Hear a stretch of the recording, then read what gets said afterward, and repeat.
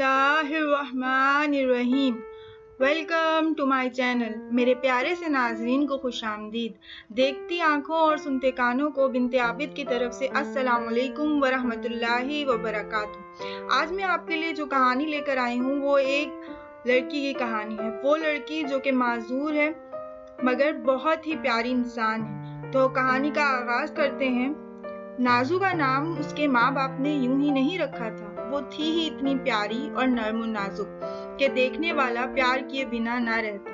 نازو میری چچا زاد تھی اور ہم عمر ہونے کے ناطے ہماری دوستی ایک لازمی سی بات تھی۔ اس پر ترا یہ کہ ہمارے گھر بھی ساتھ ساتھ تھے، اس لیے ہم دونوں کا زیادہ تر وقت ساتھ ساتھ گزرتا۔ یہاں تک کہ جب ذرا اسکول جانے کی عمر کو پہنچے تو دونوں کو ساتھ ہی داخل کر دیا گیا۔ اسکول میں وہ مجھ سے زیادہ ذہین ثابت ہوئی، لیکن یہ ایک قدرتی بات تھی کہ میں نے اپنے دل میں نازو کے لیے کسی حسد کے جذبے کو محسوس نہیں کیا، بلکہ اس کی کامیابی کو اپنی کامیابی سمجھ کر خوش ہو جاتی۔ نازو سے چھوٹا ایک بھائی اور ایک بہن تھی۔ مجھ سے 6 سال بڑا ایک بھائی اور ایک چھوٹا بھائی تھا۔ بڑے بھائی کو جس طرح بڑا بھائی میں کہتی اسی طرح نازو بھی کہتی تھی، لیکن بڑے بھائی پتہ نہیں کیوں نازو سے ہر وقت خفا رہتے اور کبھی اس سے سیدھے منہ بات تک نہیں کرتے تھے۔ مجھے بھائی جان کی اس عادت سے سخت نفرت تھی، کیونکہ گھر والوں نے ہمارا بڑھتا ہوا پیار دیکھا لیکن کبھی کسی نے ہماری دل شکنی نہیں کی، مگر بھائی جان کو ہماری دوستی ایک آنکھ نہ بھاتی تھی۔ وہ ہر وقت ہم دونوں کو ڈانٹتے رہتے۔ مجھے اس عمر میں بھائی کی نازو سے نفرت کا احساس نہ ہو سکا۔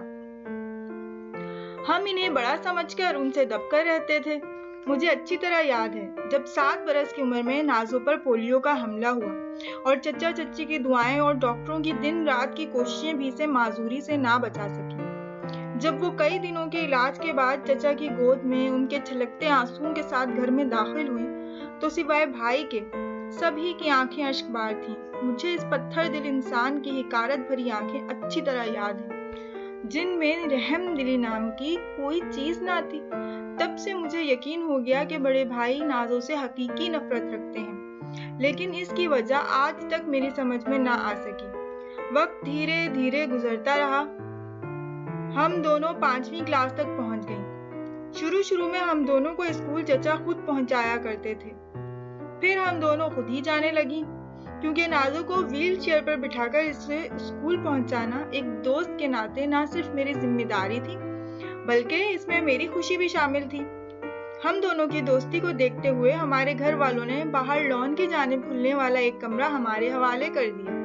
ہم سارا وقت وہیں گزارتے، پڑھنا، سونا، غرض کہ ہمیں اپنے مشاغل کے سلسلے میں پوری آزادی حاصل تھی، اور یہ سب ہمارے گھر والوں کی روشن خیالی کا نتیجہ تھا۔ بس ایک بھائی جان تھے جو تعلیم حاصل کرنے کے باوجود جاہلانہ حرکتوں سے باز نہ آتے۔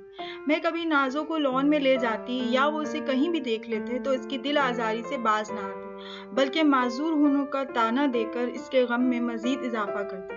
بچپن سے لے کر اب تک کے رویے نے میرے دل میں بھی بھائی جان کے خلاف نفرت کے بیج بو دیے، لیکن آفرین ہے نازو پر جس نے کبھی بھائی کے خلاف کسی سے شکایت نہ کی۔ جب برداشت نہ ہو پاتا تو وہ بیچاری پھوٹ پھوٹ کر رو دیتی۔ میں اس کے سر پر ہاتھ پھیرتی رہتی، لیکن تسلی کے 2 بول بھی اسے نہ دے سکتی۔ جب ہم 8ویں میں پہنچے تو ایک دن میں نے اسے ایک بچوں کا رسالہ لا کر دیا۔ یہ کیا ہے؟ نازو نے پوچھا اور رسالہ اٹھا لیا۔ یہ ایک بچوں کا رسالہ ہے۔ میرا مشورہ ہے کہ تم بھی اس میں لکھنا شروع کر دو۔ مجھے یقین ہے کہ تم اچھا لکھ سکتی ہو اور پھر اسی طرح تمہارا دل بھی بہل جائے گا۔ میری تجویز سن کر اس نے میری طرف مسکرا کر دیکھا، جس کا مطلب تھا کہ وہ رضامند ہے، اور پھر اس نے لکھنا شروع کیا تو ہر ماہ اس کی کہانی کسی نہ کسی رسالے میں چھپنے لگی۔ یہ دیکھ کر میں بہت خوش ہوئی۔ چچا چچی بھی بے حد خوش تھے کہ اس طرح اس کے اندر کے احساس محرومی کا کچھ تو تدارک ہوا۔ رانی، ایک دن نازو نے مجھے پکارا۔ رانی، کسی طرح سے بھائی سے بات نہیں ہو سکتی؟ نازو نے التجا کی۔ کیوں؟ میں حیران تھی۔ رانی، میں بچپن سے بھائی جان کو اپنا سگا بھائی سمجھتی آئی ہوں، پھر وہ مجھے اپنی بہن کیوں نہیں سمجھتے؟ اس کی آنکھیں چھلک پڑی، لیکن نازو کے اس سوال کا میرے پاس کوئی جواب نہ تھا، اس لیے خاموش ہو گئی۔ پھر چونکہ ہمارا میٹرک کا امتحان تھا اس لیے ہم اپنی تیاریوں میں مصروف ہو گئے۔ ایک دن جب ہم دونوں اسکول جا رہے تھے کہ بھائی جان ماں اپنی موٹر سائیکل کے ٹپک پڑے اور حسب عادت مذاق شروع کر دیا۔ لنگڑوں کو پڑھانے کا کیا فائدہ، انہیں پائلٹ یا فوجی بننا ہے، خواہ مخواہ ان پر پیسہ اور وقت برباد کیا جا رہا ہے۔ اب بھائی جان نے اپنے تیر نازوں پر چلائے تو مجھ سے برداشت نہ ہو سکا۔ بھائی جان، آپ حد سے بڑھ رہے ہیں۔ کیا آپ کی تعلیم نے آپ کو یہ حق دیا ہے کہ بلا وجہ کسی کا مذاق اڑایا جائے؟ میں ابا جان سے شکایت کر دوں گی، میں بڑے غصے سے بولی۔ لیکن نازو نے مجھے چپ رہنے کا اشارہ کیا اور ہم آگے بڑھ گئے۔ بعد میں وہ میرے گلے لگ کر بہت روئی۔ رانی، کبھی کبھی میں سوچتی ہوں کہ اگر تم نہ ہوتی تو میں کیا کرتی۔ ایسے دوست تو نصیب والوں کو ملتے ہیں جو دکھ سکھ کے ساتھی ہوں۔ نہیں نازو، ہمارا ساتھ کسی احسان کے تحت نہیں، محبت کا ہے۔ مجھے تو تم پر رشک آتا ہے، پگلی، پہاڑ جیسی ہمت رکھتی ہو اور پھر مایوسی کی باتیں کیوں کرتی ہو؟ میں نے اسے گلے لگاتے ہوئے محبت سے کہا۔ اس دن نازو بہت خوش ہوئی جب اسے اس کی زندگی پر لکھی گئی کہانی پر انعام ملا۔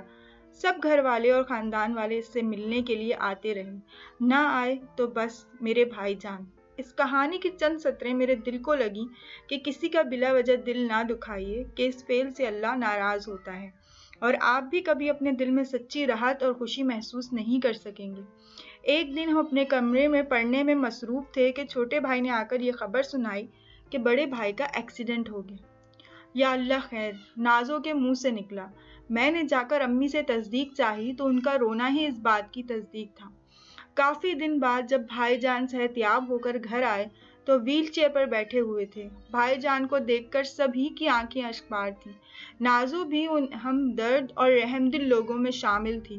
اس نے بھائی جان کی طرح انہیں حقارت بھری نظروں سے نہیں دیکھا، لیکن سچ مانیے مجھے آج قدرت کی طرف سے لیے جانے والے انتقام پر یقین آ گیا کہ لوگ ٹھیک کہتے ہیں، اللہ کی لاٹھی بے آواز ہے۔ جی بے شک اللہ کی لاٹھی بہت بے آواز ہے، اور اسی کے ساتھ ہمیں یہ سبق ملتا ہے کہ ہم کبھی بھی کسی کا دل نہ دکھائیں، کیونکہ اللہ رب العزت کو یہ بات بالکل بھی پسند نہیں۔ تو ہمیں کسی کی دل آزاری نہیں کرنی چاہیے۔ اس کے ساتھ ہی ہماری یہ کہانی ختم ہو چکی ہے اور ہماری ملاقات کا وقت بھی۔ آپ کو یہ کہانی کیسی لگی کمنٹ سیکشن میں پلیز مجھے لکھ کر ضرور بتائیں۔ اچھی لگی تو بھی، بری لگی تو ضرور مجھے بتائیے کہ آپ کو کس طرح کی کہانی سننی ہے، یا آپ کو کس طرح کی جو ہے وہ کہانیاں پسند ہیں، اور کتابیں بھی، نہ صرف کہانیاں بلکہ کتابیں بھی، کس ٹاپک پہ آپ سننا چاہتے ہیں۔ اس کے ساتھ ہی میں آپ سے کہوں گی بس اتنا ہی کہ اپنا اور اپنے پیاروں کا بہت خیال رکھیے گا، اور ہو سکے تو مجھ ناچیز کو اپنی دعاؤں میں یاد رکھیے گا۔ فی امان اللہ۔